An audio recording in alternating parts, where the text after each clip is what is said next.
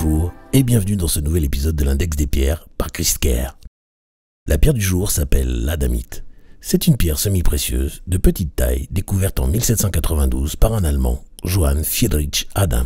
C'est une pierre de la famille des arsénates et à ce titre, elle a pour élément principal l'arsenic, mais elle est également composée de zinc. Parfois, elle peut contenir aussi de façon quantifiable du cuivre et du cobalt. Elle fait partie du système orthorhombique.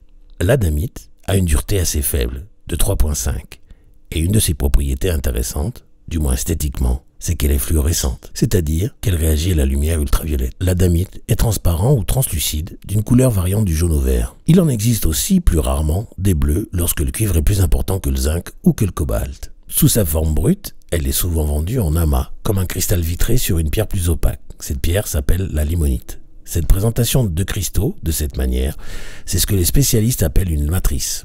L'adamite est extrait au Mexique, au Brésil, en Espagne et en Afrique du Sud. Je vous conseille de la nettoyer par la fumigation, ou de mande, ou si vous aimez cette méthode, dans le riz.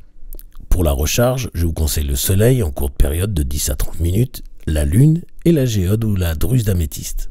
Pour conserver l'adamite lorsqu'il n'est pas exposé sur une étagère ou une vitrine, je vous conseille une petite boîte dédiée en plexiglas ou en verre, sinon un pochon en lin lui conviendra parfaitement. Le premier atout de l'adamite est qu'on l'appelle la pierre de l'amitié, en raison de sa capacité à apporter réconfort et bonheur. En lithothérapie, elle fait partie des pierres dites de création. Cela signifie qu'elle a un impact sur la créativité et la guidance. Par exemple, sur le plan psychologique, si vous vous sentez impuissant ou impuissante, que vous avez un peu perdu votre route. Méditer ou dormir avec un cristal d'adamite pourrait vous ouvrir les voies, des reconstructions et des perspectives que vous n'aviez pas imaginées jusqu'à maintenant.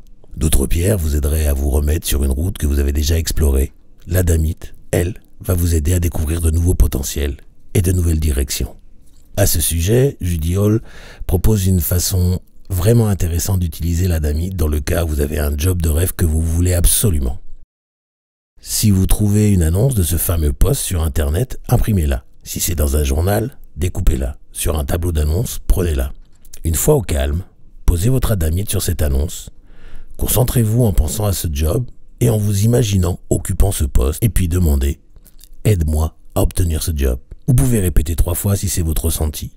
Ensuite, postulez pour un entretien pour ce poste et laissez cette installation jusqu'à la date du dit entretien. Dans cette installation, l'adamite peut être remplacée par une pyrite de fer ou une magnézite. J'invite ceux et celles d'entre vous qui tenteront ce rituel à laisser un commentaire. Je vous en remercie d'avance. Sur le plan émotionnel, l'adamite peut intervenir dans 4 cas que je trouve très efficaces. Si vous êtes perdu sous un flot d'émotions, l'adamite créera l'équilibre nécessaire pour vous recentrer dans le calme afin que ces émotions qui vous dérangent ne vous perturbent plus. Lorsque vous n'arrivez pas à exprimer vos émotions comme vous le voudriez, porter une adamite vous aidera de manière créative à écouter votre cœur dans le but d'utiliser le bon vocabulaire à bon escient pour que vos propos soient on ne peut plus clairs. Si votre cœur et votre tête ne paraissent plus aller dans la même direction, l'adamite vous aidera à réaligner votre bon sens et vos pulsions, notamment en éclaircissant la situation dans laquelle vous êtes et votre façon de penser. Enfin, sa plus belle action, à mon sens, et comme je vous le disais au tout début, la pierre de l'amitié vous apporte la joie. Au moindre coup de mou, regardez-la, touchez-la, et des idées joyeuses vont apparaître. L'adamite est également connue comme étant une pierre du chakra. Elle permet de réaligner les chakras du plexus solaire, du cœur et de la gorge. L'idéal serait d'avoir 3 pierres, mais on peut déjà s'en sortir avec une.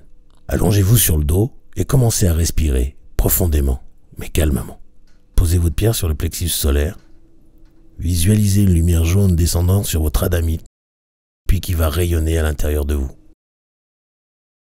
Une fois que ce rayon est installé, demandez à haute voix ou dans votre tête.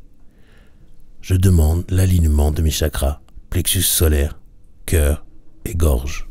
Prenez un instant et déplacez votre pierre sous votre chakra cœur, en laissant le rayon jaune s'atténuer doucement, tandis que vous commencez à visualiser une lumière verte qui va, à son tour, rayonner en traversant votre adamite. Répétez encore à haute voix, je demande l'alignement de mes chakras, plexus solaire, cœur et gorge. Prenez encore un instant de respiration avant de déplacer une dernière fois votre adamite sur votre chakra gorge. Vous pouvez le maintenir avec un doigt s'il ne reste pas en équilibre. Votre lumière verte s'atténue et vous commencez à visualiser une nouvelle lumière bleu turquoise qui descend sur votre cristal d'adamite et qui rayonne à travers lui. Répétez encore une fois. Je demande l'alignement de mes chakras, plexus solaire, cœur et gorge. Respirez encore un instant jusqu'à ce que vous sentiez que cela suffit. Puis, prenez votre cristal dans les mains et dirigez-les vers le ciel afin de former un triangle. Laissez votre lumière bleue s'atténuer. Reprenez peu à peu vos esprits et regardez votre adamite au bout des bras et dites gratitude ou merci pour cet alignement. Vous pouvez maintenant reposer votre pierre, vous redresser et poser vos pieds au sol. Avant de vous relever, sentez la paume de vos pieds prendre contact avec le sol jusqu'à ce que vous sentiez vos pieds bien ancrés, sûrs et dans la terre. Étirez-vous si besoin et voilà, vos chakras devraient être alignés. Vérifiez le lendemain par pendule ou doigt de sourcier. Si ce n'est pas le cas, refaites cette méditation. Évidemment, le cristal doit être nettoyé avant et après. Spirituellement, l'adamite développe les facultés de communication avec les autres dimensions. Avant une séance de spiritisme, essayez de la glisser la veille sous ou dans votre oreiller. Sur le plan physique, l'adamite a des atouts pour le cœur et les poumons. Il peut être intéressant de faire des huiles ou des essences et s'apposer quelques gouttes sur les points de surface des endroits à soigner. Je le répète, ces essences ont pour but de travailler sur l'énergie des organes. Si vous avez un cancer des poumons, un cancérologue est nécessaire. Mais utiliser votre pierre en plus peut accélérer la guérison, ou du moins diminuer la peine. L'adamite permet aussi l'équilibre au niveau endocrinien. Encore une fois, dormir avec la pierre pourrait être utile. Le syndrome de fatigue chronique peut également être traité ainsi, ou par le moyen d'une grille. Nous verrons vendredi le fonctionnement des grilles en détail, mais pour faire simple, une grille, c'est une forme que l'on dessine ou que l'on matérialise avec des cristaux. Pour le syndrome de fatigue chronique, je vous conseille un hexagramme. On l'appelle aussi l'étoile de David. Il faudrait dans l'idéal 6 cristaux de quartz de roche en flèche ou des reptiliens. Je vais vous expliquer les deux méthodes, avec ou sans cristaux de roche. Sans cristaux autres que l'adamite, il faut que vous imprimiez un hexagramme, puis en commençant par la pointe de l'étoile, vous glissez votre pierre comme si vous vouliez repasser les traits de cette étoile pour la redessiner. L'important, c'est que tous les traits passent sous votre pierre, même si vous devez passer 2 fois au même endroit. Lorsque vous avez fini le dessin de l'étoile, concentrez-vous sur votre adamite et pensez aux effets que vous voulez qu'elle vous apporte. Puis dites « Je demande que l'adamite me protège de la fatigue et de mon syndrome de fatigue chronique, cela ou quelque chose de mieux. » Posez ensuite votre pierre au centre de votre hexagramme et laissez cette installation en place sur une étagère ou dans un coin protégé des animaux mais visible. L'idéal serait une pièce qui se trouve à l'est dans votre maison par rapport à votre porte d'entrée pour se conformer au Feng Shui. Si vous avez 6 cristaux de quartz, c'est un peu plus facile. Placez une pointe à chaque flèche de votre étoile de David.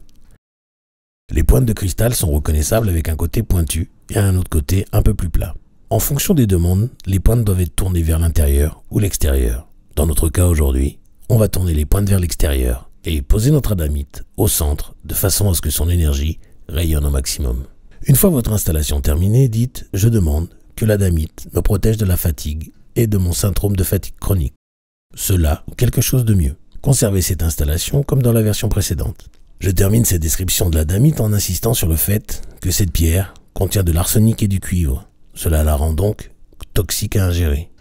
Les essences doivent donc être faites en mode indirect et je vous recommande de vous nettoyer les mains après l'avoir utilisé. L'arsenic étant présente sous forme de molécules dans la pierre, votre cristal n'est pas dangereux, ni toxique en l'état. Mais si vous impliquez d'autres matières, rien ne se perd, rien ne se crée, tout se transforme. Voilà, c'était l'adamite. Si vous avez des questions, posez-les dans les commentaires ou en m'écrivant directement par mail à podcast@mepcrystal.com. Je vous répondrai directement ou ferai un épisode dédié. Vous pouvez retrouver ChristCare sur tous les réseaux sociaux et sur le site christcare.com et moi-même sur le site mepcrystal.com. Je vous remercie d'avance de liker ce podcast et de le partager à tous ceux que vous aimez. Je vous quitte en vous envoyant tout mon amour et en demandant à l'univers de vous envoyer la meilleure énergie possible.